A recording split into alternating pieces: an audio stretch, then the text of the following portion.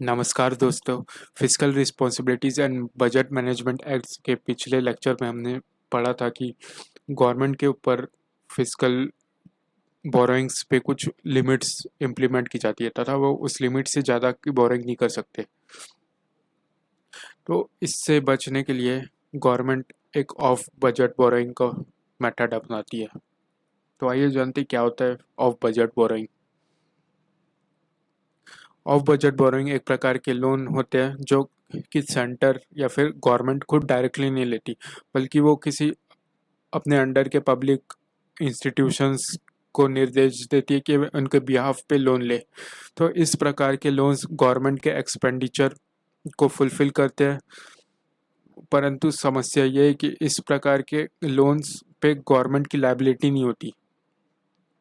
जब central government या state government खुद लोन लेती है तो उसके लिए वे लायबल होती है उसे पे करने के लिए, जबकि इसमें ऐसा नहीं है। और साथ ही साथ ये जो लोन लिए जाते हैं ऑफ बजट बोरोइंग के द्वारा लोन, ये उनके फिजिकल डेफिसिट के कैलकुलेशन में कैलकुलेट या फिर इंक्लूडेड नहीं होते।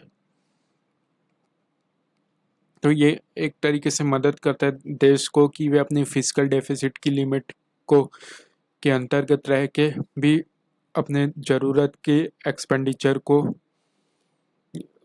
बोरो कर सके। तो जानते हैं कि गवर्नमेंट ऑफ बजट बोरोइंग के द्वारा किस तरीके से फंड रेज कर सकती है। तो वे यूज़ कर सकती है इम्प्लीमेंटिंग एजेंसीज का, जो कि ऐसी पर्टिकुलर एजेंसीज होती है जिनका यही काम होता है कि वे फंड रेज करे गवर्नमेंट या फिर किसी अन्य बड़े कॉरपोरेट्स के लिए।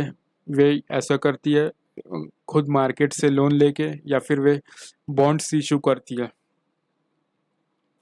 फिर इसके अलावा बहुत से पब्लिक सेक्टर अंडरटेकिंग्स ने भी बोरो किए हैं लोन्स बैंकों से या फिर अन्य किसी सोर्सेज से गवर्नमेंट के लिए। फिर पब्लिक सेक्टर बैंक्स होते हैं, उनका भी उपयोग किया जाता है ऑफ बजट बोरोइंग्स के एक्सपेंसेस को फंड करने के लिए।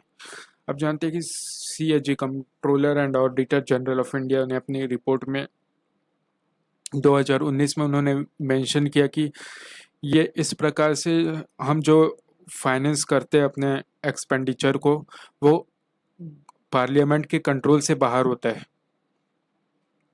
और इसके अलावा ये देश की borrowing debt to GDP ratio के लिए बहुत महत्वपूर्ण होता है और इसका फिजिकली भी बहुत महत्वपूर्ण होता है। इसके बावजूद इसका जो बहुत से रिपोर्ट और बहुत से इंडेक्सेस या फिर पब्लिकेशंस जो गवर्नमेंट लॉन्च करती है, स्टैटिस्टिक्स और आंकड़े जो सरकार पब्लिश करती है, उनमें जितने भी फिजिकल इंडिकेटर्स होते हैं उसमें हम इन ऑफ बजट बोरोइंग्स के द्वारा जो बोरो किया गया है उनका हम कैलकुलेट नहीं करते।